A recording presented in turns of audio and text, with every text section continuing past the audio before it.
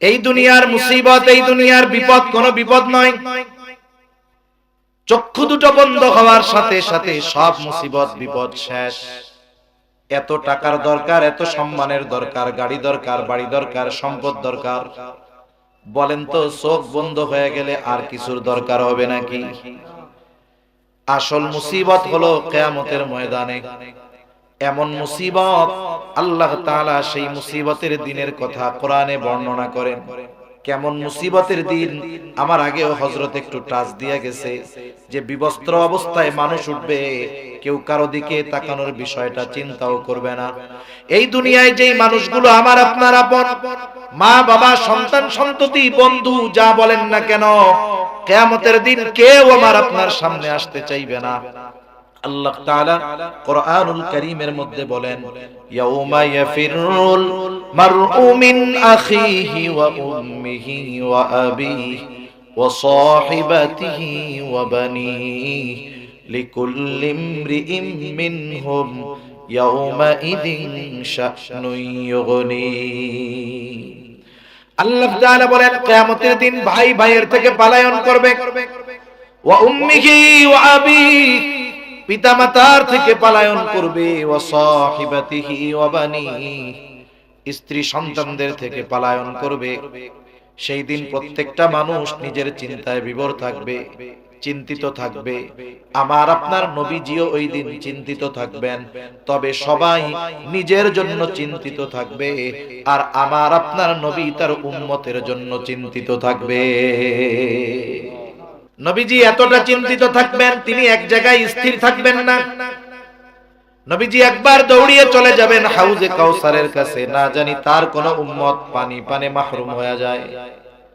আর একবার দৌড়ায় চলে যাবেন পুলসিরাতের কাছে, না জানি তার কোন উম্মত পুল পাড়ি দিতে ব্যর্থ হয়ে যায়। আর একবার দৌড়ায় নবীজি চলে যাবেন মিজানের কাছে, না জানি তার কোন উম্মত ওজনে ধরা পড়ে যায়। আর একবার চলে যাবেন জাহান্নামের কাছে, না জানি কোন উম্মতকে জাহান্নামে দিয়ে দেওয়া হয়। আবার যখন উম্মতের জন্য সুপারিশের দরকার, নবীজি আল্লাহ তাআলার কাছে এসে সুপারিশ করবে। আল্লাহ তাআলা বলেন, মুমিনদের উপর আল্লাহ তাআলার বিশেষ অনুগ্রহ, ইয বাআসা ফীহিম রাসূলাম মিন আনফুসিহিম, যে তিনি তাদের মধ্য থেকে তাদের জন্য একজন রাসূল প্রেরণ করেছেন। তাহলে মুমিনদের মধ্য থেকে মুমিনদের জন্য একজন রাসূল প্রেরণ করেছেন, এটা মুমিনদের জন্য বিশেষ এক অনুগ্রহ। কেন বিশেষ অনুগ্রহ? আমি ওই দিকে আর যাব না। আল্লাহ তাআলা বললেন, মুমিনদের জন্য এই রাসূল, এই নবী হলেন বিশেষ অনুগ্রহ, তবে তিনি গোটা সৃষ্টি জগতের জন্যই রহমত, তবে মুমিনদের জন্য তিনি স্পেশালিটি, স্পেশাল অনুগ্রহ। আল্লাহ তাআলা এই জন্য কোরআনুল কারীমের আরেক জায়গায় বলেন, ওয়ামা আরসালনাকা ইল্লা রাহমাতাল লিল আলামিন। আল্লাহ তাআলা বলেন, আমি আপনাকে জগৎ সমূহের জন্য রহমত হিসাবে প্রেরণ করেছি। আলম এক বচন, আলামিন বহু বচন, তার মানে জগৎ একটা নয়, বহু জগতের স্রষ্টা হলেন আল্লাহ। আল্লাহ তাআলা বহু জগৎ সৃষ্টি করেছেন। আল্লাহ তাআলা যত জগৎ সৃষ্টি করেছেন সব জগতের জন্য হলেন রহমত। মুহাম্মাদুর রাসূলুল্লাহ সাল্লাল্লাহু আলাইহি ওয়াসাল্লাম। আবার পবিত্র কোরআনুল কারীমের সর্বপ্রথম সূরা, সবচাইতে যেই সূরার তিলাওয়াত বেশি হয়, প্রতি ওয়াক্তের প্রতি রাকাত নামাজে সূরা ফাতিহা লাগে। তবে ইমামের পেছনে যখন নামাজ পড়ি, ইমামের কেরাত, মুসল্লির কেরাত ইমাম পড়ে, একা যখন পড়ি প্রত্যেক রাকাতে নিজে সূরা ফাতিহা পড়ি। সূরা ফাতিহার শুরুতেই আমরা বলি আলহামদুলিল্লাহি রাব্বিল আলামিন। সূরা ফাতিহার শুরুতেই বলি আলহামদুলিল্লাহ, সকল প্রশংসা আল্লাহর জন্য। কে আল্লাহ? একটু বিশ্লেষণ করে আল্লাহই জবাব দেন, সকল প্রশংসা আল্লাহর জন্য, যিনি জগৎ সমূহের রব, যত জগৎ আছে সব জগতের প্রতিপালক রব হলেন আল্লাহ, আর যত জগৎ আছে সব জগতের রহমত হলেন মুহাম্মাদুর রাসূলুল্লাহ। গোটা কুল কায়নাতের সৃষ্টি জগতের এমন একটা ইঞ্চি জায়গাও নাই যেই জায়গার রব আল্লাহ তাআলা নয়। আছে এরকম একটা জায়গা যে আপনাদের এলাকায় 1 ইঞ্চি জায়গা আছে, এই ইঞ্চি জায়গার মালিক আল্লাহ না, এরকম আছে? যেমন গোটা সৃষ্টি জগতের রব আল্লাহ, গোটা সৃষ্টি জগতের রহমত হলেন মুহাম্মাদুর রাসূলুল্লাহ। এই জন্য নবী রহমাতুল লিল আলামিন হওয়ার কারণে গোটা সৃষ্টি জগতের সব সৃষ্টি উপকৃত হয়। কাফেররাও নবীজির কারণে উপকৃত হয়েছে। তাদের পাপাচার, অনাচার, অবাধ্যতার কারণে নবীজির কারণেই নগদে শাস্তি আসে নাই।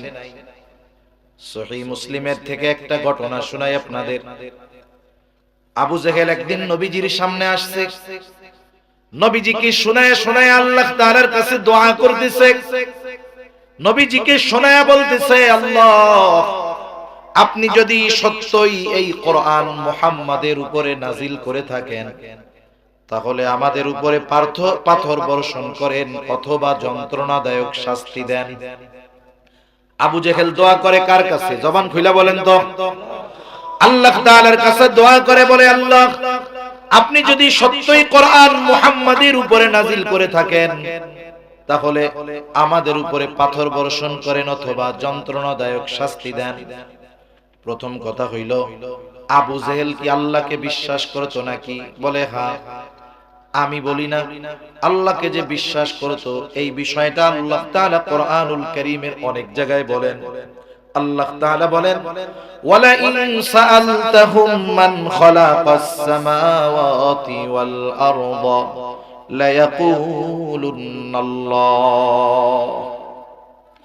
আল্লাহ বলেন, আপনি যদি মক্কার মুশরিকদেরকে জিজ্ঞাসা করেন মান খালাকাস সামাওয়াতি ওয়াল আরদ, আসমান এবং জমিনের স্রষ্টাকে যদি মক্কার মুশরিকদেরকে জিজ্ঞাসা করেন, এই জবাবে মক্কার মুশরিকেরা তাদের দেবদেবীদের কথা বলবে না।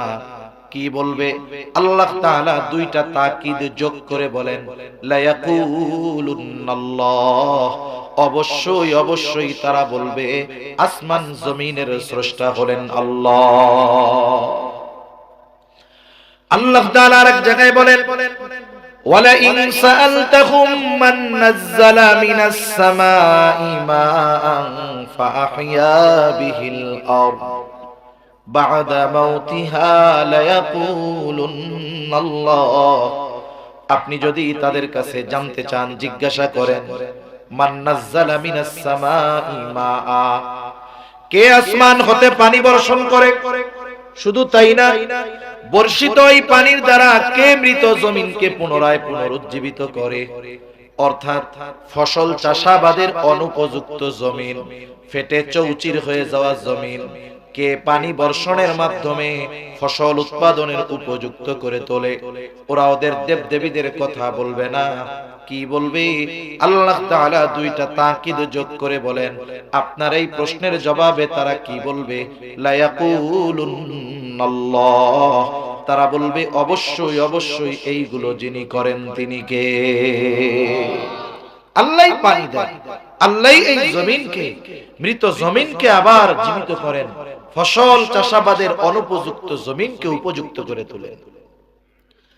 আল্লাহ রাব্বুল আলামিন আরেক জায়গায় বলেন, ওয়ালা ইন সাআলতাহুম মান খালাকাহুম লা ইয়াকুলুন্নাল্লাহ। আল্লাহ তাআলা বলেন, আপনি যদি তাদেরকে জিজ্ঞাসা করেন তাদের স্রষ্টা কে, তাদেরকে কে সৃষ্টি করেছে, আল্লাহ তাআলা আবার ওই একই কথা, লা ইয়াকুলুন্নাল্লাহ, অবশ্যই অবশ্যই তারা বলবে আমাদের স্রষ্টা হলেন আল্লাহ। এটা মক্কার মুশরিকদের আল্লাহর প্রতি বিশ্বাস। তবে বিষয় হলো, আল্লাহ তাআলার প্রতি এই বিশ্বাস থাকার পরেও এরা বেঈমান কেন, কাফের কেন? কারণ ওরা আল্লাহ তাআলার সাথে এমন কিছু শিরক করে যার কারণে তাদের এই বিশ্বাস মূল্যহীন হয়ে যায়, এজন্য তারা কাফের। আবার নবীজি আরেক জায়গায় এক হাদিসের মধ্যে আসছে, নবীজি বলেন, আল্লাহ তাআলা আবু জেহেলের দোয়াও কবুল করেছে। বদরের দিন সকাল বেলায় আবু জেহেল আল্লাহ তাআলার কাছে দোয়া করে বলে, আল্লাহ, আজকে যারা হকের উপরে আছে, সত্যের উপরে আছে, আপনি তাদেরকে বিজয় দান করেন। নবীজি বলেন, আল্লাহ তাআলা আবু জেহেলের দোয়া কবুল করেছেন এবং বদরের দিন যারা হকের উপরে ছিল, সত্যের উপরে ছিল, আল্লাহ তাআলা তাদেরকে বিজয় দান করেছে। আমি যে কথাটা বোঝাতে চাইলাম যে ওরা আল্লাহর অস্তিত্বে বিশ্বাসী ছিল। এখন আবু জেহেল দোয়া করতেছে নবীজিকে শুনিয়ে শুনিয়ে। দোয়াটা কি? যে আপনি যদি সত্যই কোরআন আবু জেহেলের মুহাম্মাদের উপরে নাজিল করে থাকেন, তাহলে আমাদের উপরে পাথর বর্ষণ করেন, নাইলে যন্ত্রণাদায়ক শাস্তি দেন। এখন বলেন তো, কোন মানুষ কি নিজের উপরে শাস্তি, আযাব, গজব এগুলা চায়? কেউ চায় না। তাহলে বলার কারণ কি? নবীজিকে শুনিয়ে বলার কারণ কি? নবীজিকে মূলত একটু তিরস্কার করা, একটু খোঁচা দেওয়া। যেমন অনেক সময় হয় দেখবেন, একটা মানুষ গরিব, দরিদ্র, অসহায় মানুষটা এখন ভালোভাবে শহরে গেছে, টাকা পয়সার মালিক হইছে, অশিক্ষিত ছিল, শিক্ষিত হইছে, এখন গ্রামের মধ্যে সর্বোচ্চ শিক্ষিত ব্যক্তি। এক সময় কি ছিল? সবচেয়ে মূর্খ, গরিব, অসহায়। এখন একটা মানুষের উন্নতি সবাই কিন্তু মেনে নিতে পারে না। উন্নতি দেখে কেউ খুশি হয়, কারো মনে হিংসা লাগে, ঠিক কিনা বলেন? এখন মানুষ প্রশংসা করতেছে ওই লোকের, যে এক সময় কিছুই ছিল না, আল্লাহ তাকে এখন অনেক কিছু দিছে। আমাদের গ্রামের সবচেয়ে শিক্ষিত ব্যক্তি, ধনী ব্যক্তি, ওই ব্যক্তি এক সময় আরেক বাড়িতে কাম করত। যার বাড়িতে কাজ করত সে দূরে দূরে দাঁড়ায় শুনতেছে যে মানুষ ওই লোকের প্রশংসা করতেছে, যেই লোক তার বাড়িতে কাজ করত। এটা এখন আর তার ভাল লাগতেছে না। আগে সে সম্পদশালী ছিল, এখন তার প্রশংসা করতেছে। এখন মানুষের কাছে গিয়া বলে, তোমরা কার কথা কইতেছো? কে এত টাকাওয়ালা হইছে? কে এত শিক্ষিত হইছে? বলে অমক, ওই ব্যক্তি। এখন মানুষ অনেক সময় কয় না, অমকে এরকম হইছে, ওরে আল্লাহ, এই খবর শোনার আগে আমি মরলাম না কেন? এরকম বলার লোক তো আলহামদুলিল্লাহ আপনাদের এদিকে নাই, আছে? এখন বলেন তো, ওই যে বললো যে এই খবর শোনার আগে আমি মরলাম না কেন, আজরাইল যদি তখন এসে বলে মরতে মন চাই, চলো, কি বলবে? যে আসলে সত্যই মরতে চাই না, এমনি এমনি কইছি। আবু জেহেল চায় না তার উপরে পাথর বর্ষিত হোক, আযাব আসুক, কিন্তু নবীকে শুনায়া বলার কারণ কি? নবীকে একটু কষ্ট দিতে চায়। কেমন যেন আল্লাহর কাছে বলে, আল্লাহ, আমি হইলাম এই এলাকার সবচাইতে বড় নেতা, আমার টাকা পয়সার অভাব নাই, লোকবলের অভাব নাই, আর আপনি কোরআন নাজিল করছেন ওর উপরে, এইটা হওয়ার আগে আমি মরলাম না। মূলত কি? নবীজিকে ছোট করতে চায়। নবীজিও বুঝে এইটা, নবীজিকে উদ্দেশ্য করে বলতেছে। আল্লাহর হাবিবকে এমন কথা বলছে, আল্লাহ তাআলা সাথে সাথে নবীজির জবান দিয়া ওহী পাঠায়া দিছে। কেমন যেন আল্লাহ তাআলা বলেন, ও আবু জেহেল রে, তুমি যেটা চেয়েছো তুমি সেটারই উপযুক্ত, তুমি আযাব পাওয়ারই উপযুক্ত, তবে কেন তোমারে আমি আযাব দেই না শোনো। আল্লাহ তাআলা আমার আপনার নবীর জবান দিয়ে বের করেন। নবীকেও বলেন, ও আমার হাবিব, ওরা আপনার সাথে যেমন আচরণ করে, যা বলে, তাতে শাস্তির উপযুক্ত, তবে কেন আমি শাস্তি দেই না। আল্লাহ তাআলা কোরআনুল কারীমের মধ্যে বলেন, ওয়া মা কানাল্লাহু লিয়ুআযযিবাহুম ওয়া আনতা ফীহিম। আল্লাহ তাআলা বলেন, আপনি যতক্ষণ তাদের মধ্যে আছেন, আপনি তো রহমত, রাহমাতুল লিল আলামিন। যেই জায়গায় রহমত আছে ওই জায়গায় আমি আল্লাহ আযাব দেই কেমনে? শুধুমাত্র আপনি তাদের মধ্যে থাকার কারণে আমি আল্লাহ আপনার সম্মানার্থে তাদের আযাব দেই না। তাহলে এমন আচরণের কারণেও কাফেররা নবীজির জন্য বেঁচে গেছে। ওই নবীর উম্মতের প্রতি দরদ, মায়া, মোহাব্বত, ভালোবাসা, আমাদের প্রতি নবীজির কত মোহাব্বত, কত ভালোবাসা, এটা কল্পনাও করা যাবে না। কেমন ভালোবাসতেন নবীজি, যে যাকে ভালোবাসে তার জন্য চিন্তিত থাকে, ঠিক কিনা বলেন? নবীজিও উম্মতের জন্য চিন্তিত ছিলেন। আব্দুল্লাহ ইবনে আমর ইবনুল আস রাদিয়াল্লাহু তাআলা আনহু বলেন, আন্নান নবী সাল্লাল্লাহু আলাইহি ওয়াসাল্লাম তাআলা মা কাউলাল্লাহি আযজা ওয়া জাল্লা ফি ইব্রাহিম আলাইহিস সালাম। এক মজলিসের মধ্যে সবাই বসা, নবীজি কোরআন থেকে ওই আয়াত তিলাওয়াত করলেন যা ইব্রাহিম আলাইহিস সালামের ব্যাপারে আল্লাহ নাজিল করেছে। কি নাজিল করেছে ইব্রাহিম আলাইহিস সালামের ব্যাপারে? ইব্রাহিম আলাইহিস সালাম তার গুনাহগার উম্মতের ক্ষমা চেয়ে আল্লাহ তাআলার কাছে দোয়া করতেছে। কি দোয়া? পবিত্র কোরআনুল কারীমের 13তম পারা সূরা ইব্রাহিমের মধ্যে আল্লাহ তাআলা বলেন, রব্বি ইন্নাহুন্না আযলালনা কাসীরাম মিনান নাস ফামান তাবিআনি ফাইন্নাহু মিন্নি ওয়া মান আসানি ফাইন্নাকা গফুরুর রহিম। ইব্রাহিম আলাইহিস সালাম বলতেছে, রব, এই প্রতিমাগুলো, এই মূর্তিগুলো অধিকাংশ মানুষকে পথচ্যুত করে ফেলেছে, পথভ্রষ্ট করে ফেলেছে। তবে ফামান তাবিআনি ফাইন্নাহু মিন্নি, যারা আমার আনুগত্য করেছে তথা মূর্তি পূজা বাদ দিয়ে ঈমান এনেছে, ফাইন্নাহু মিন্নি, সে তো আমার দলভুক্ত। তবে ওমান আসানি, যারা ঈমান আনে নাই, যারা আমার আনুগত্য করে নাই, ঈমান যদিও না আনে, তারা তো ইব্রাহিম আলাইহিস সালামেরই উম্মত। ঠিক কিনা বলেন? নবীজির নবুয়তির পর থেকে নিয়ে কিয়ামত পর্যন্ত এই পৃথিবীতে যত মানুষ আসবে, হোক সে মুমিন হোক সে কাফের, সকলেই নবীজির উম্মত। ইব্রাহিম আলাইহিস সালাম তার গুনাহগার উম্মতের ব্যাপারে চিন্তিত। কারণ অনেক সময় বিষয়টা এমন হয়, নবীগণ গুনাহগার উম্মতের ব্যাপারে চিন্তিত বেশি থাকেন।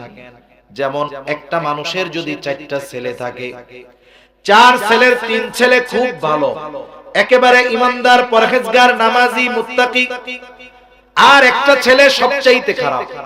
এই 3 জনের ভালোকে যদি একদিকে রাখা হয়, একজনের খারাপই তার চাইতে বেশি হবে। এখন বলেন তো, মা বাবা সব সময় ওই ভালো 3 জনকে নিয়ে বেশি চিন্তা করে নাকি খারাপটাকে নিয়ে চিন্তা বেশি করে? শুধু তাই না, যখনই আল্লাহর কাছে দোয়া করে, বলে আল্লাহ, আমার এই ছেলেটা যদি ভালো হয়ে যাইতো, ওকে যদি ভালো দেখা মরতে পারতাম, তাহলে মরেও শান্তি পাইতাম।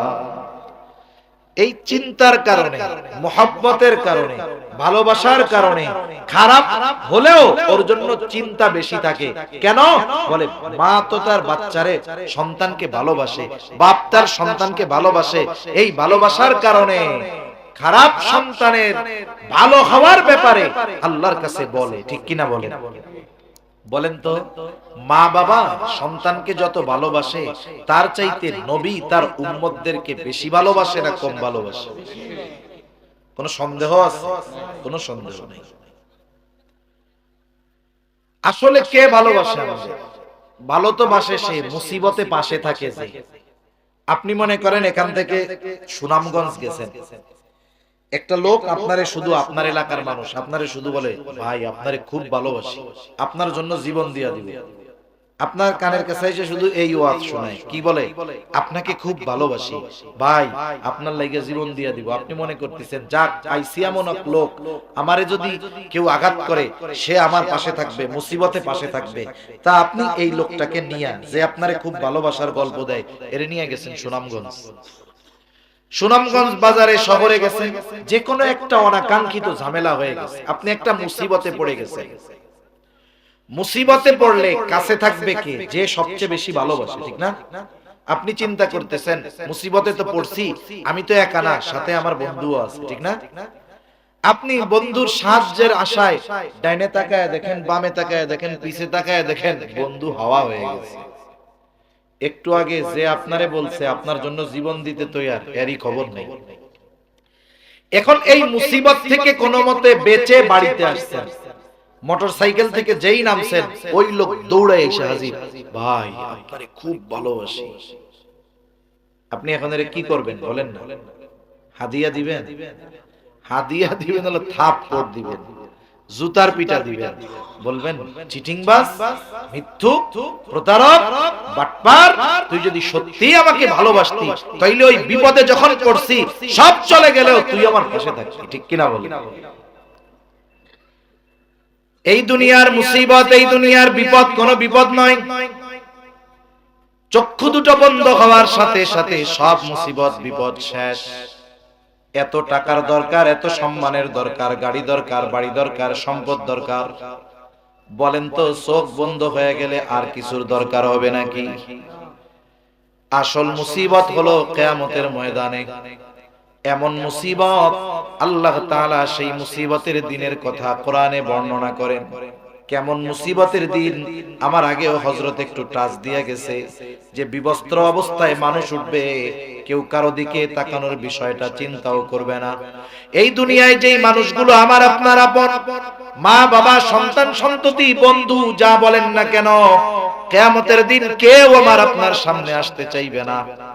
আল্লাহ তাআলা কোরআনুল কারীমের মধ্যে বলেন, ইয়াউমা ইয়াফিরুল মারউ মিন আখিহি ওয়া উম্মিহি ওয়া আবিহি ওয়া সাহিবাতিহি ওয়া বানিহি লিকুল্লি ইমরিইম মিনহুম ইয়াউমা ইদিন শা'নুন ইউগনি। আল্লাহ তাআলা বলেন কিয়ামতের দিন ভাই ভাইয়ের থেকে পলায়ন করবে, ওয়া উম্মিহি ওয়া আবিহি, পিতামাতার থেকে পলায়ন করবে, ওয়া সাহিবাতিহি ওয়া বানিহি, স্ত্রী সন্তানদের থেকে পলায়ন করবে। সেই দিন প্রত্যেকটা মানুষ নিজের চিন্তায় বিভোর থাকবে, চিন্তিত থাকবে। আমার আপনার নবীজিও ওই দিন চিন্তিত থাকবেন, তবে সবাই নিজের জন্য চিন্তিত থাকবে, আর আমার আপনার নবী তার উম্মতের জন্য চিন্তিত থাকবে। আপনাদের মনে হয় কষ্ট হইতেছে, তাই না? ঘুম আসতেছে? বেশি সময় না, আমি শেষ করে দিব। একটু উঠা বসা না করে বসেন, আমি বেশি সময় আর কষ্ট দিব না। এমনিও ঠান্ডাও আছে, কুয়াশাও মনে হয় পড়তেছে, পানি তো টপ টপ করে পড়তেছে এই জায়গায়। তা ওই দিন নবীজি উম্মতের ব্যাপারে চিন্তিত থাকবেন। নবীজি এতটা চিন্তিত থাকবেন, তিনি এক জায়গায় স্থির থাকবেন না। নবীজি একবার দৌড়িয়ে চলে যাবেন হাউজে কাউসারের কাছে, না জানি তার কোন উম্মত পানি পানে মাহরুম হয়ে যায়। আর একবার দৌড়ায় চলে যাবেন পুলসিরাতের কাছে, না জানি তার কোন উম্মত পুল পাড়ি দিতে ব্যর্থ হয়ে যায়। আর একবার দৌড়ায় নবীজি চলে যাবেন মিজানের কাছে, না জানি তার কোন উম্মত ওজনে ধরা পড়ে যায়। আর একবার চলে যাবেন জাহান্নামের কাছে, না জানি কোন উম্মতকে জাহান্নামে দিয়ে দেওয়া হয়। আবার যখন উম্মতের জন্য সুপারিশের দরকার, নবীজি আল্লাহ তাআলার কাছে এসে সুপারিশ করবে। শুধু তাই না, হাসরের ময়দানে সব নবী জান্নাত অভিমুখে রওনা হয়ে যাবে। বিচার কার্য শেষ। বিচার কাজ শেষ হওয়ার পরে হয় আপিল। আপিল কোন সময় হয়? যখন রায় ঘোষণা হয়, এরপরেই না আপিল হয়। বিচার কাজ শেষ হওয়ার পরে আপিল হয়। এখন বিচার শেষ, ফয়সালা শেষ, সব নবী জান্নাত অভিমুখে রওনা হয়ে যাবে, জান্নাতের দরগড়ায় পৌঁছায় যাবে। তবে জান্নাতের দরজা খোলা হবে না, বন্ধ। জিজ্ঞাসা করা হবে, কি ব্যাপার, জান্নাতের দরজা খোলা হয় না কেন? বলে, যিনি আসলে খোলা হবে তিনি আসেন নাই। তিনি কোথায়? বলে, এখনো হাসরের ময়দানে আছে। কি করে? বলে, উম্মতের মাগফিরাতের চিন্তায় তিনি বিভোর। আল্লাহ তাআলা আমার আপনার নবীর হৃদয়কে উম্মতের জন্য এত ভালোবাসা দিয়ে ঢেলে দিয়েছেন, ওই কঠিন হাসরের ময়দানে আমার আপনার নবী ততক্ষণ জান্নাত অভিমুখে রওনা হবে না, যতক্ষণ না তার ওই উম্মত, যার মধ্যে যাররা পরিমাণ ঈমানও আছে, ওই ব্যক্তির ব্যাপারে যতক্ষণ জান্নাতের নিশ্চয়তা নবী না পাবেন, ততক্ষণ নবী নিজে জান্নাতের দিকে রওনা হবে না। অথচ হাসরের ময়দানে মানুষ কি বলবে জানেন? মানুষ বলবে, আল্লাহ, আপনি দুনিয়ার সব মানুষকে জাহান্নামে দিয়ে হলেও আমারে আপনি জান্নাত দিয়ে দেন। মানে আমাকে জান্নাত দেওয়ার বিনিময়ে আপনি দুনিয়ার সব মানুষকে জাহান্নাম দিয়ে দেন, তাও আমারে আপনি মাফ করে দেন। ওই কঠিন দিন বাপ চিনবে না, মা চিনবে না, কিন্তু ওই নবী তার উম্মতকে বলবে না। সুবহানাল্লাহ। সেই জন্য সব নবী তার উম্মতকে ভালোবাসে। ইব্রাহিম আলাইহিস সালামও ভালোবাসে। ইব্রাহিম আলাইহিস সালাম আল্লাহর কাছে বলতেছে, ওয়া মান আসানি ফাইন্নাকা গফুরুর রহিম। যারা যে আমার আনুগত্য করে নাই, কেমন যেন বলে, আল্লাহ ও তো আমার উম্মত, আর আপনি তো গফুর, আপনি তো রহিম। আপনি যদি চান আমার ওই গুনাহগার উম্মতটাকেও আপনি মাফ করে দিতে পারে। মূলত মাফ চাইতেছে উম্মতের জন্য। وقال عيسى عليه السلام إن تعذبهم فإنهم عبادك وإن تغفر لهم فإنك أنت العزيز الحكيم। ঈসা আলাইহিস সালাম আল্লাহর কাছে বলে, ইন তুআযিবহুম ফাইন্নাহুম ইবাদুক, আয় আল্লাহ আপনি যদি তাদেরকে শাস্তি দেন তারা তো আপনারই বান্দা, ওয়া ইন তাগফির লাহুম আর যদি আপনি তাদেরকে maaf করে দেন, ফাইন্নাকা আনতাল আজিজ আপনি হলেন মহাপরাক্রমশালী, আপনি হলেন হাকিম মহাপ্রজ্ঞাময়। তার মানে ঈসা আলাইহিস সালাম কেমন যেন বলে, আল্লাহ আপনি যেহেতু মহাপরাক্রমশালী, আপনার গুনাহগার বান্দা আমার উম্মত গুলারে যদি আপনি maaf করে দেন, কেউ আপনার কাছে জবাবদিহিতা চাইবে না। আয় আল্লাহ আপনি আমার গুনাহগার উম্মত আপনার বান্দা গুলারে maaf করে দেন। মূলত ঈসা আলাইহিস সালাম তার গুনাহগার উম্মতের জন্য আল্লাহর কাছে maaf চাইতেছে। নবীজি এই দুই আয়াত তিলাওয়াত করেছেন। যখন তিনি দুই নবীর তার গুনাহগার উম্মতের ব্যাপারে দোয়া এই আয়াতগুলো তিলাওয়াত করলেন, এইবার নবীজির অন্তরের মধ্যে তার গুনাহগার উম্মতের মোহাব্বত, ভালোবাসা, দরদ উঠলায়া উঠলো। নবীজি কি করবেন, কি করলেন? বর্ণনাকারী বলেন, ফারাফা ইয়াদাইহি দুই হাত তিনি উঁচু করলেন। وقال اللهم উম্মতি উম্মতি দুই হাত উঁচু করে বলতে লাগলেন, আল্লাহ আমার উম্মত আমার উম্মত। অবাকা সাথে সাথে দু চোখ দিয়ে অঝর জারায় পানি পড়তেছে, কান্না করতেছে। তাহলে আল্লাহর নবী কান্না করেন আর বলেন, আল্লাহ আমার উম্মত আমার উম্মত আমার উম্মত, আর কিছু বলেন না। কিন্তু কি বলতে চান দুনিয়ার কেউ জানুক আর না জানুক, বুঝুক আর না বুঝুক, যিনি জানেন যিনি বোঝেন তিনি কে? আল্লাহ তাআলা জিবরাইল আলাইহিস সালামকে বলে, জিবরাইল যাও মুহাম্মাদের কান্নার কারণ জিজ্ঞাসা করো। জিবরাইল চলে আসছে, বলে কেন কান্না করেন? যদিও আপনার কান্নার কারণ আল্লাহ জানেন, এরপরেও তিনি আপনার মুখ থেকে শুনতে চান, জানতে চান। কথা হইল আল্লাহ তাআলা জানার পরেও নবীর জবানে কেন শুনতে চায় আল্লাহ তো জানেই।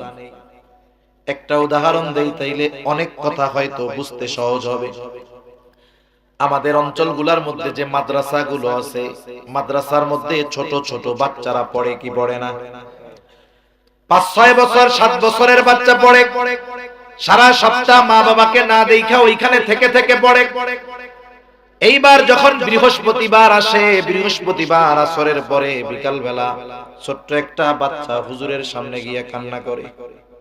বৃহস্পতিবার বিকালে ছোট বাচ্চা হুজুরের সামনে গিয়া কাঁদতেছে, কিছু কইতে পারে না।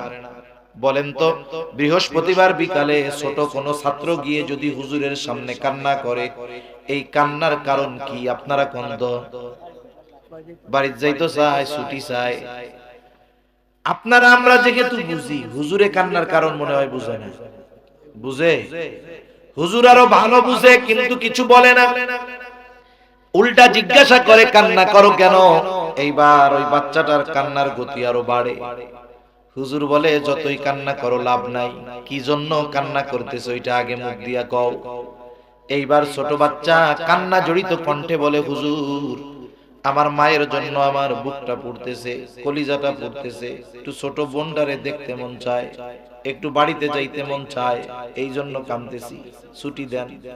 এইবার হুজুর একটা হাসি দিয়া বলে, ঠিক আছে যাও, আগামীকাল সন্ধ্যার আগে আবার চলে আসবা। এখন কথা হলো এই ছেলেটার কান্নার কারণ হুজুর জানার পরেও বোঝার পরেও কেন এর মুখ দিয়ে শুনতে চায়?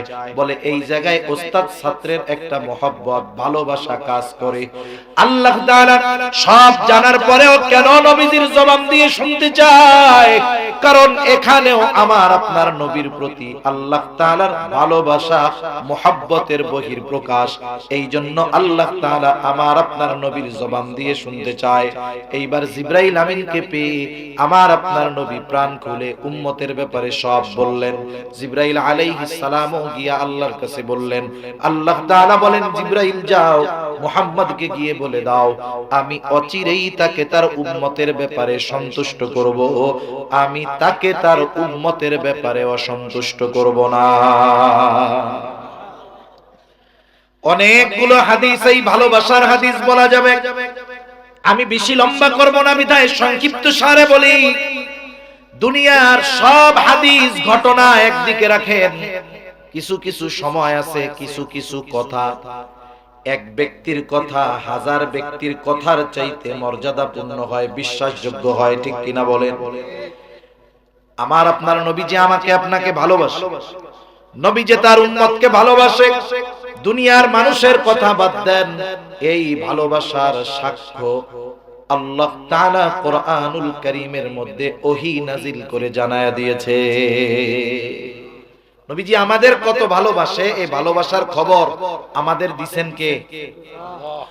আল্লাহ তাআলা সেই কথাই বলেন, লাকাদ জাআকুম রাসূলুম মিন আনফুসিকুম আজিজুন আলাইহি মা আনিতুম হারিসুন আলাইকুম বিল মুমিনিনা রাউফুর রহিম।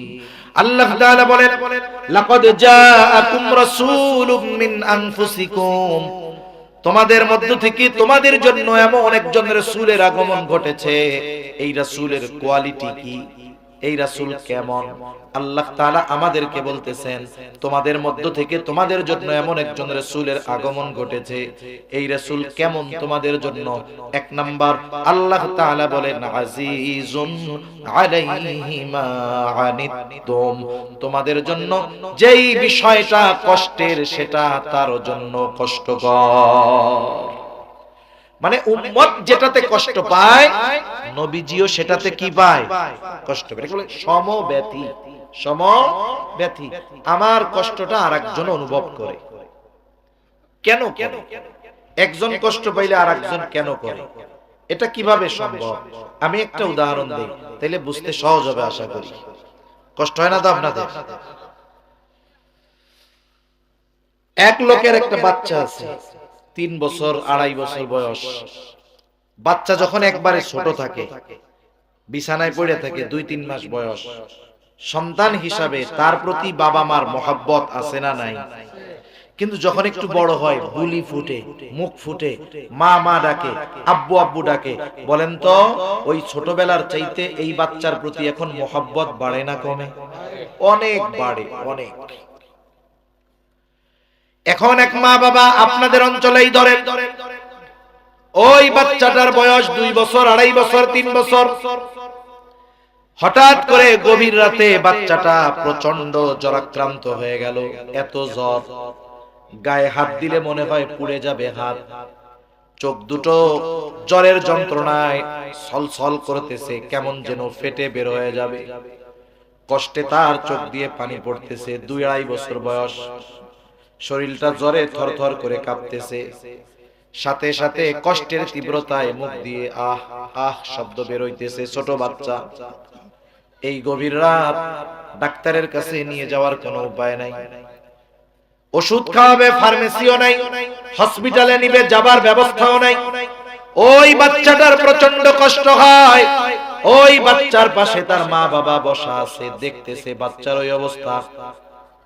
আপনারা যারা বুঝবেন তারা বুঝবেন। বলেন তো ওই বাচ্চাটা জ্বরাক্রান্ত হয়ে যেমন কষ্ট পায়, ওই বাচ্চার মা বাবা বাচ্চার চাইতে কষ্ট বেশি পায় নাকি কম পায়? নিঃসন্দেহে বেশি পায়। এটা পাওয়ার কারণ কি? আরেকজনের বাচ্চার এই অসুস্থতা আমাকে আপনাকে ওই কষ্ট তো দিবে না, কিন্তু ওই মা বাবার লাগে কেন? বলে এটারও কারণ মহব্বত। কি বলেন? ভালোবাসা। সন্তানের কষ্ট মা বাবার সহ্য হয় না, সন্তানের কষ্টটা মা বাবা অনুভব করে। আমি আগেই বলেছি, বলেন তো আমাকে আপনাকে মা বাবার চাইতে নবী বেশি ভালোবাসে না কম ভালোবাসে? তাইলে সন্তান কষ্ট পাইলে যদি মা বাবা কষ্ট পায়, উম্মত কষ্ট পাইলে নবীজি কষ্ট পাবে না? এজন্য আল্লাহ তাআলা বলেন আজিজুন আলাইহি মা আনিতুম, এরপরে বলেন হারিসুন আলাইকুম, তিনি তোমাদের জন্য কল্যাণকামী। নবীজি সর্বদা সব সময় উম্মতের কল্যাণের ব্যাপারে চিন্তা করতেন, যেটাতে উম্মতের কল্যাণ সেটাই করতেন। আল্লাহ তাআলা রাসূল আকরাম সাল্লাল্লাহু আলাইহি ওয়াসাল্লাম বলেন, আল্লাহ তাআলা প্রত্যেকটা নবীকে তার উম্মতের ব্যাপারে বিশেষ একটা দোয়া করার সুযোগ দিয়েছে এবং এই দোয়া কবুল করার প্রতিশ্রুতি আল্লাহ তাআলা দিয়েছে। সব নবী তার উম্মতের ব্যাপারে ওই দোয়াটা দুনিয়ায় করে ফেলছে। নবীজি বলেন আমি এটাকে সংরক্ষণ করে রাখছি। কেন? বলে কিয়ামতের দিন ওই দোয়াটাকে আমি আমার উম্মতের জন্য সুপারিশ হিসাবে ব্যবহার করব। শুরুতে আরেকটা কথা বলছি, মনে আছে কিনা জানি না। আসলে বিষয় হলো যারা আলোচনা করে, ওয়াজ নসিহত করে, এক একজনের বলার তর্জ ধরন এক এক রকম। অনেক সময় দেখা যায় একজন সামনে আসতেছে যেটা বলতেছে, আবার অনেকে আছে যে তার পিছের আলোচনা মনে না রাখলে, খেয়াল না করলে পরবর্তীটা বোঝা কঠিন হয়ে যায়। যেমন দেখবেন যখন আল্লামা নুরুল ইসলাম অলিপুরি সাহেব ওয়াজ করে, আপনাদের এলাকার অন্যতম মুফাসসির হযরতুল আল্লাম কি জানি নুরুল ইসলাম সাহেব খান সাহেব হুজুর বয়ান করে, ওনাদের আলোচনাগুলো যদি শুরু থেকে শেষ একটু খেয়াল না রাখা হয়, ওটা চেইনের মতো, শিকলের মতো, একটার সাথে আরেকটা জুড়ে আছে, একটা ছুটছে তো বাকি সব আলাদা হয়ে যায়, ঠিক না? এজন্য পিছের কথাগুলো খেয়াল রাখতে হয়, তাহলে পরবর্তীটা বুঝতে সহজ হয়। আল্লাহ তাআলা প্রথমে বললেন তিনি হলেন আজিজুন আলাইহি মা আনিতুম হারিসুন আলাইকুম, নবী এমন নবী তোমাদের জন্য সমব্যথী, তোমাদের কল্যাণকামী। তবে এটা সবার জন্য। নবী মুমিনেরও কল্যাণ চান, তার উম্মত যে কাফের তারও কল্যাণ চান। নবীজি তার উম্মত ঈমানদারটাও যদি জাহান্নামে যায় পাপের কারণে কষ্ট পাবেন, আর যেটা কাফের হয়ে জাহান্নামে যাবে ওটার জন্য কষ্ট পান, ঠিক কিনা বলেন? এটা তো সবার জন্য হলো আমভাবে, তাহলে স্পেশাল ভাবে মুমিন উম্মতের জন্য নবী কেমন? কারণ আল্লাহ তাআলা শুরুতে বলছে লাকাদ মান্নাল্লাহু আলাল মুমিনিন, মুমিনদের জন্য আল্লাহ তাআলার বিশেষ অনুগ্রহ যে তিনি তাদের মধ্য থেকে তাদের জন্য একজন রাসূল প্রেরণ করেছেন। তাহলে বোঝা গেল মুমিনদের জন্য নবী স্পেশাল কিছু, মুমিনদের জন্য নবী স্পেশাল কিছু। মুমিনদের জন্য একটা কষ্ট সবাই যদি পায়, এটা সবাই মানুষ হিসাবে খারাপ লাগবে, কিন্তু যখন সন্তান কষ্ট পাবে, অন্যদের কষ্ট পাওয়ায় যতটুকু খারাপ লাগছে, নিজের ছেলেটা পাইলে কষ্ট কম লাগবে না বেশি লাগবে? যারা ঈমান এনেছে তারা তো স্পেশাল উম্মত। এই জন্য স্পেশাল উম্মতের প্রতি নবীজি কেমন? আল্লাহ তাআলা বলেন বিল মুমিনিনা রাউফুর রহিম, আর নবীজি মুমিনদের জন্য হলেন রাউফ, মুমিনদের জন্য হলেন রহিম। রাউফুর রহিম এই শব্দ দুটি আল্লাহ তাআলার গুণবাচক শব্দ। দুনিয়ার কোন মাখলুক রাউফ হতে পারে না, দুনিয়ার কোন মাখলুক রহিম হতে পারে না। জবান খুলে বলেন তো রাউফুর রহিম কে? ওই আল্লাহ রাউফুর রহিম, অর্থ হলো অতি সদয় পরম দয়ালু। কে? জোরে বলেন, আরো জোরে বলেন কে? ওই অতি সদয় পরম দয়ালু আল্লাহ তার নবীর উম্মতের প্রতি কেমন সদয়, কেমন দয়া, এটা বোঝাতে গিয়ে আলাদা শব্দ ব্যবহার করেন নাই, বরং নিজের গুণবাচক এই শব্দ দুটি নবীর সাথে ব্যবহার করে বলেন এই নবী হলেন এমন এক নবী বিল মুমিনিনা রাউফুর রহিম, নবী হলেন মুমিন উম্মতদের জন্য অতি সদয় পরম দয়ালু। আপনারা কথাটা বুঝেন নাই, যদি বুঝতেন সুবহানাল্লাহ এইরকম না খাওয়াইয়া মানুষের মতো বের হইতো না। আল্লাহ যে নবীর শানে কি বলেছে এটা আপনারা বুঝেন নাই, আমি বুঝাইতে পারি নাই, এটা আমার ব্যর্থতা। কিন্তু যদি উলামায়ে কেরাম থাকে ওনারা বুঝতে পারছেন যে আল্লাহ তাআলা নবীর ব্যাপারে কি শব্দ ব্যবহার করেছে, এটা ওনারা বুঝতে পারছেন। যদি আপনারা বুঝতেন তাহলে সুবহানাল্লাহ ওই না খাওয়াইয়া মানুষের মতো বেরাইতো না, জবানটা খুলে বলতেন সুবহানাল্লাহ, যে নবীর ব্যাপারে আল্লাহ কি বলছে। আমরা আল্লাহকে বলি আল্লাহ আপনি রউফুর রহিম, আল্লাহ নবীজিরে বলতেছে আপনি রউফুর রহিম। সুবহানাল্লাহ বলেন। উম্মতের ব্যাপারে আপনি রউফুর রহিম। তাহলে নবীজির উম্মতের প্রতি কেমন ভালোবাসা বুঝতে বাকি আছে। এখন বলেন, যিনি আমাদেরকে এত ভালোবাসেন, যিনি আমাদের এত মহব্বত করেন, তার এই মহব্বতের প্রতিদান দেওয়ার দরকার আছে না নাই? যে দিবে সে তো ভালো, যে না দিবে ওটা তো মির্জাফর, ঠিক কিনা বলেন? এখন নবীজি আমাদেরকে এত ভালোবাসেন, আমাদেরও নবীজিকে ভালোবাসতে হবে। নবীজি আমাকে আমার জীবনের চাইতে বেশি ভালোবাসে, আপনি আপনাকে কত ভালোবাসেন তার চাইতে নবী বেশি ভালোবাসে। নবীকেও এই জন্য আমার আপনার নিজের জীবনের চাইতে বেশি ভালোবাসতে হবে। নবীকে ভালোবাসবো কেমনে? সব সময় তো জীবন দেওয়ার সুযোগ নাই। আবু বকর নবীকে সামনে পেয়েছে, নিজের সব সম্পদ এনে নবীর সামনে রাখছে। হযরত তালহা নবীজিকে সামনে পেয়েছে, নিজের বুকটাকে নবীর জন্য কাফেরদের অস্ত্রের আঘাতে, অস্ত্রের সামনে নিজের বুকটা নবীর জন্য ঢাল বানায়া দিছে। আমি আপনি নবীজিকে সামনে পাই নাই, কেমনে ভালোবাসবো? নবীজি বলেন আমাকে ভালোবাসার পদ্ধতি শোনো। নবী বলেন মান আহাব্বা সুন্নতি ফাকাদ আহাব্বানি ওয়া মান আহাব্বানি কানা মাই ফিল জান্নাহ। নবীজি বলেন যে আমার সুন্নাতকে ভালোবাসলো সে আমাকে ভালোবাসলো, আর নবীকে ভালোবাসলে লাভ কি? বলে আমার সাথে জান্নাতে থাকবে। সুবহানাল্লাহ। নবীর সাথে জান্নাতে থাকতে পারা এটা বড় সৌভাগ্যের ব্যাপার। হযরত আনাস রাদিয়াল্লাহু তাআলা আনহু বলেন, এক বেদুইন গ্রাম্য সাহাবী নবীজির কাছে এসে প্রশ্ন করতেছে, ইয়া রাসূলুল্লাহ মাতাস সাআহ, হে আল্লাহর রাসূল কিয়ামত কখন হবে, কখন আসবে? এই ব্যক্তির প্রশ্নের ভাব এমন ছিল সে কিয়ামতের জন্য প্রস্তুত, কিন্তু কিয়ামত আসতেছে না।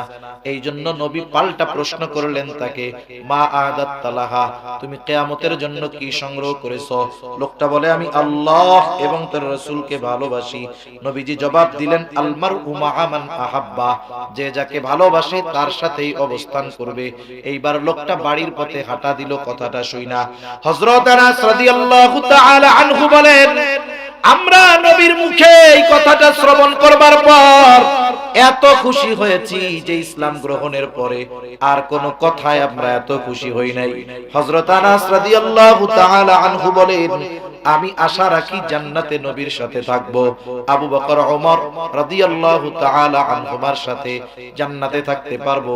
যদিও তাদের দুইজনের মতো আমল করতে পারি নাই, কিন্তু তাদের যেহেতু মহব্বত করি, নবীকে যেহেতু সর্বোচ্চ মহব্বত করি, আশা করি জান্নাতে আমি তাদের সাথে থাকতে পারবো।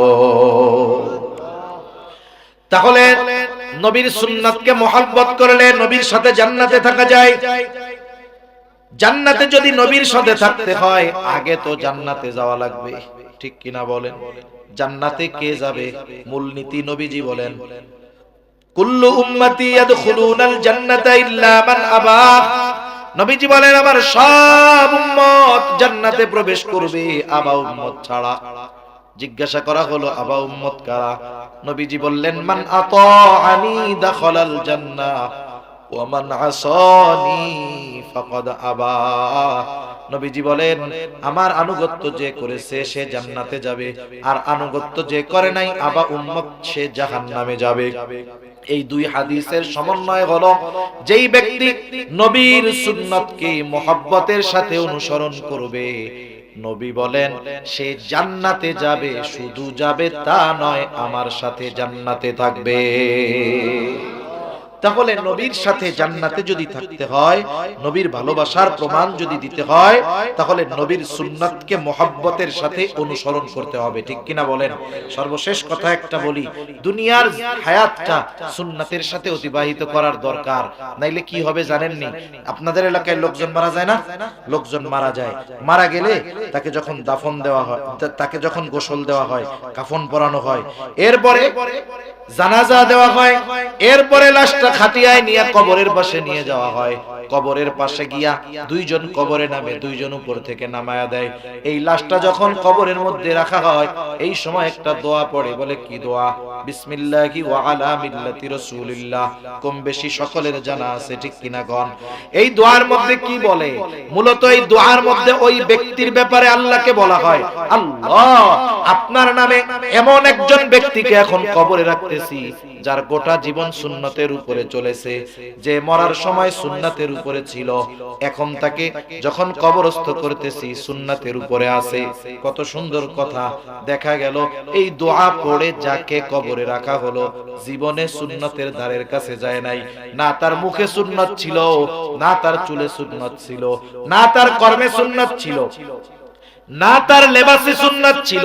এখন বলেন তো, ওই ব্যক্তির ব্যাপারে যদি এই দোয়া পড়ে কবরে রাখা হয়, ওই ব্যক্তির ব্যাপারে এই দোয়া, এই কথাটা সত্য হবে নাকি মিথ্যা হবে? একটু চিন্তা কইরেন বাড়িতে গিয়া। যারা মাইকে শুনতেছেন ঘরে শুয়ে শুয়ে, তারা এখনই চিন্তা শুরু করেন। কি চিন্তা করবেন? চিন্তা কইরেন। মরণ কার কখন আসে বলা যায় না, ঠিক কিনা বলেন? এখান থেকে আমি আমার বাসায় ফিরে নাও যেতে পারি, এটাই বাস্তবতা। একটু চিন্তা কইরেন এইটা, যে আমি যদি এখন মারা যাই, আমার ব্যাপারেও তো কবরে রাখার সময় ওই দোয়াটা বলবে, আমার ব্যাপারে ওই কথাটা, ওই দোয়াটা সত্য হবে কিনা? যদি এখনই মইরা যাই, এখনই যদি আমার ব্যাপারে এই দোয়াটা সত্য হয়, তাইলে আমি কামিয়াব। আর যদি কবরে রাখার সময় দোয়াটা আমার ব্যাপারে মিথ্যা হয়, একটু চিন্তা কইরেন, কবরে রাখার পরে নতুন এক সফর। মানুষ মারা যাওয়ার মাধ্যমে সবকিছু শেষ হয়ে যায় না, বরং নতুন আর একটা শুরু হয়, ঠিক কিনা বলেন? অনন্তকালের সফর শুরু হবে। ওই সফরের প্রথম ঘাঁটি হইল কবর, ওই সফরের প্রথম ঘাঁটি হইল কবর। কবরে যেন আরামে থাকতে পারে, এই জন্য হলো ওই কথাটা হলো সত্যায়ন, যে আল্লাহরই এমন এক বান্দাকে কবরে রাখতেছি যে নবীর রঙে রঙ্গিত। এখন দেখা গেল ওকে কবরে রাখার পরে আসলে ও নবীর সুন্নাতের সাথে কিছুই ছিল না। আমাদের বাংলাদেশেও দেখবেন সরকারি কাজকর্মের জন্য অনেক সময় সত্যায়ন লাগে, কি লাগে না? অনেকে সত্যায়ন করতে গিয়া নিজেই অফিসার হয়ে যায়। এখন যদি গভর্নমেন্টের লোক টের পায় যে এই সত্যায়ন ও নিজে কইরা অমুকের নামে চালায়া দিছে, কঠিন শাস্তি হবে। কি হবে বলেন? কারণ এই সত্যায়নটা সত্য না মিথ্যা? এখন ওই যে ওর নামে সত্যায়ন কইরা কবরে রাখলো, আসলে সুন্নতের খবর নাই। কয় আল্লাহ সুন্নতের উপরে ছিল, সুন্নতের উপরে মরছে, এখনো আছে, আপনার নামে এই লোকটারে কবরে রাখলাম। তাহলে আমার আপনার অনন্তকালের সফরের প্রথম ঘাঁটি কবর। ওই কবরে রাখার সময় যেই দোয়াটা পড়া হবে, ওই দোয়াটার সাথে আমার ব্যক্তিত্বের সাথে, আমলের সাথে, সুরতের সাথে যদি মিল না থাকে, এর চাইতে দুর্ভাগ্যের আর কোনো কিছুই হতে পারে না।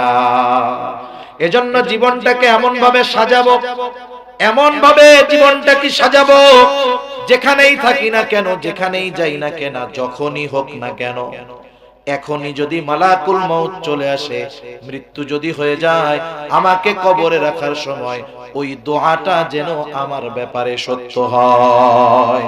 এভাবে যদি জীবন সাজাতে পারি, ওই জীবন তাহলে দুনিয়ায়ও কামিয়াব, আখিরাতেও কামিয়াব। আল্লাহ তাআলা আমাদের সকলকে নবীজির আমাদের প্রতি এই মহব্বতকে অনুধাবন করার তৌফিক দান করুন। সকলে বলি আমিন। নবীর এই মহব্বতের মর্যাদা সম্মান রক্ষার্থে আমাদেরকেও যেই কর্মগুলো করলে নবীকে ভালোবাসা হবে, সেই কর্মগুলো যথাযথভাবে করার তৌফিক আল্লাহ দান করেন। সকলে বলি আমিন। ওয়া আখিরু দাওয়ানা আনিল হামদুলিল্লাহি রাব্বিল আলামিন।